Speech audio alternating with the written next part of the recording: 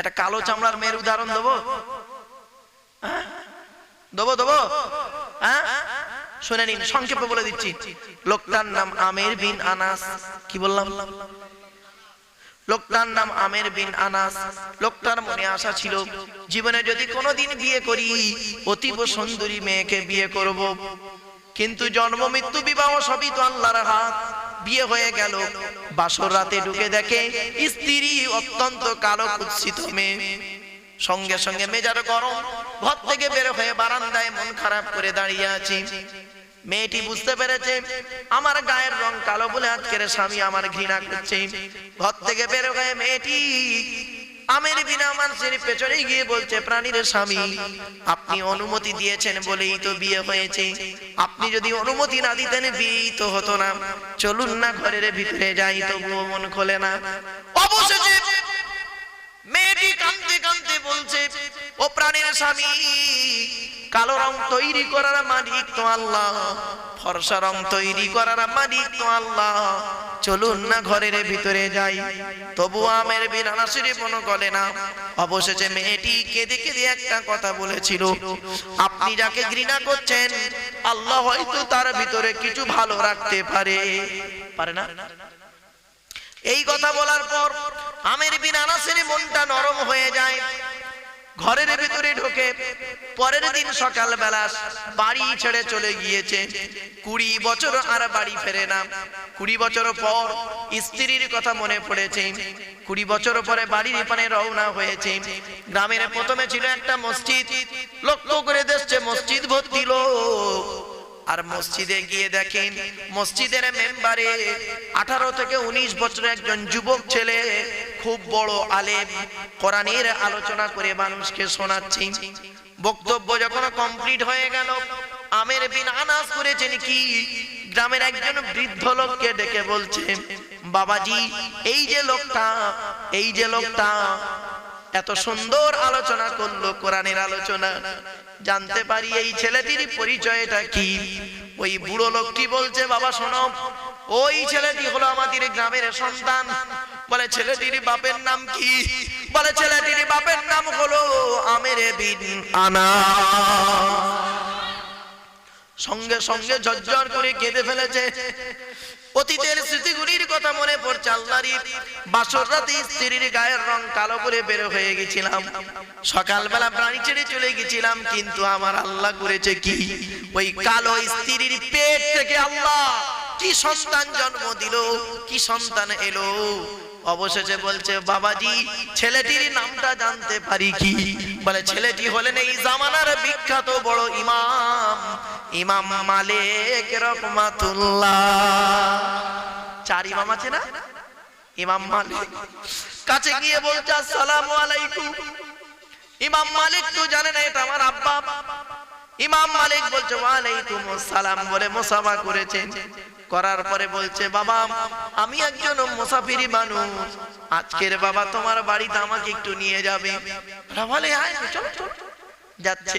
রাস্তায় যেতে যেতে ইমাম মালিককে প্রশ্ন করছেন ওনার বাবা, তোমার বাড়িতে কে আছে? বলে, আমার বাড়িতে আমরা মাত্র 2 জন থাকি, আমি থাকি আর আমার অভাগিনী আম্মা জান থাকি। বলে, তোমার আব্বা জান কোথায়? যেই বলেছে, ইমাম মালিকের চোখ থেকে ঝরঝর করে পানি পড়ে গেছে। বলে, বাবা তুমি কাঁদো কেন? বলে, আমি শুনেছি আমার আব্বা জান বাড়ি ছেড়ে চলে গিয়েছে, 20 বছর আর বাড়ি ফেরে না। আমি আল্লাহর কাছে 2টো দোয়া চাই। ওগো আল্লাহ, ওগো দয়াময়, আমার আব্বা যদি জীবনে যদি প্রাণী বেঁচে থাকে, আল্লাহ জনমের মতো একটা বার বাপের মুখটা দেখাইও। এই বলে দোয়া চাই। আবার একটা দোয়া চাই, আল্লাহ গো, যদি আমার আব্বা জান আপনার ডাকে সাড়া দিয়ে অন্ধকার নীরব নগরে যদি ঘুমিয়ে যায়, আল্লাহ বাপের কবরটাকে শান্তির বাগান বানাইও। এই বলে 2টো দোয়া চাই। আমের বিন আনাস ঝরঝর করে কাঁদছে আর বলছে, বাবা এটাই বুঝি তোমার বাড়ি? বলে, হ্যাঁ এটাই আমার বাড়ি।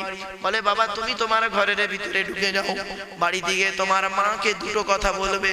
1 নাম্বার বলবে, বাইরে একজন লোক এসেছে আপনাকে সালাম দিয়েছে।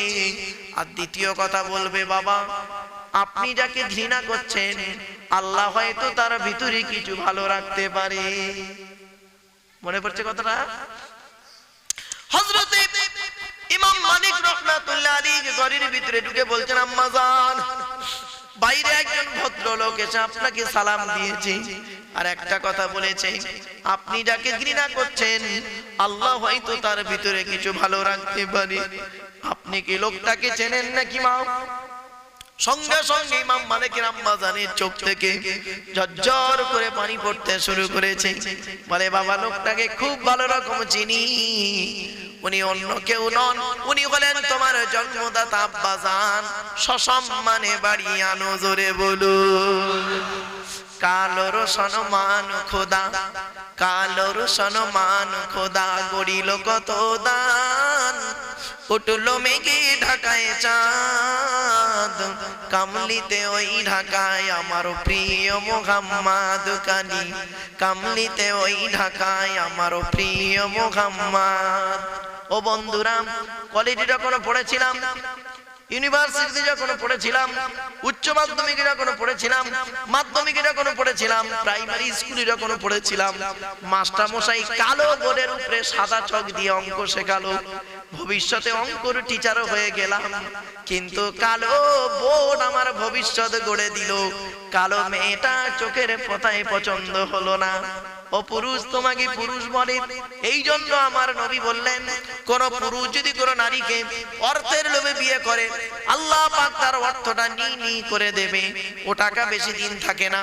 কোন পুরুষ যদি কোন নারীকে রূপের লোভে বিয়ে করে, আল্লাহ পাক তার রূপটাও বেশি দিন রাখবে না। এই জন্য বুদ্ধিমান পুরুষ হলো সেই লোক যে নাকি আল্লাহকে খুশি করার জন্য, নবীর সুন্নতকে আদায় করার জন্য নিঃস্বার্থভাবে একটা মেয়েকে বিয়ে করবে। সুখের দিনে সুখটা ভোগ করে চলে যাবে, দুঃখের দিনে দুঃখটা সহ্য করে আল্লাহর ইবাদত করে পৃথিবীর জমিন থেকে যাবে। ওটাই হবে ওদের জন্য জান্নাত। বাপেরা, এই জন্য দেখবেন কালো মেয়েগুলোর বিয়ে দিতে গেলে বাবুগুলো কিনা পাপ করেছে। বন্ধুরা, কালো রং তৈরি করার মালিক তো আল্লাহ, ফর্সা রং তৈরি করার মালিক তো আল্লাহ। শুধু তাই নয়, কন্যা হয়েছে বলে এত বড় পাপ করেছে। বন্ধুরা, খবরদার নয়, একটা করুণ কাহিনী শুনলে অবাক হয়ে যাবেন। আল্লাহর নবী বসে আছেন, এমন সময় একজন সাহাবী নবীর সামনে এসে ঝরঝর করে কেঁদে চলেছে। আল্লাহর নবী বললেন, ও আমার সাহাবী, তুমি এত কান্না কাঁদো কেন?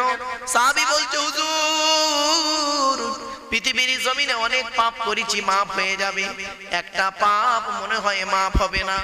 কি পাপ? বলে, ইয়া রাসূলুল্লাহ, আমার আল্লাহ একটা কন্যা সন্তান দিয়েছিল, মেয়েটার নাম হলো সাকিলা। কি বললাম? মেয়েটা ছিল এই মদিনার বাজারের সবথেকে সুন্দরী মেয়ে।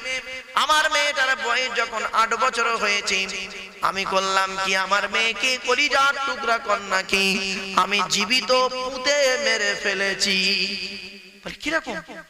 বলে, ইয়া রাসূলুল্লাহ, আমি আমার স্ত্রীকে বলেছি, আজকের মেয়েটাকে সুন্দর করে সাজিয়ে দাও, আরবের বিখ্যাত মেলা ওয়াকাজের মেলা দেখাতে নিয়ে যাব।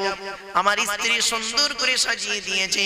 বাচ্চারা এক হাতে হাতখানা ধরেছি, অপর হাতে কোদালখানা নিয়েছি। রাস্তা দিয়ে যাচ্ছি, যেতে যেতে দুই পাহাড়ের মাঝখানে সমতল ভূমি পেয়েছি। চারিদিকে দেখলাম, কাউ তো দেখতে পাই না।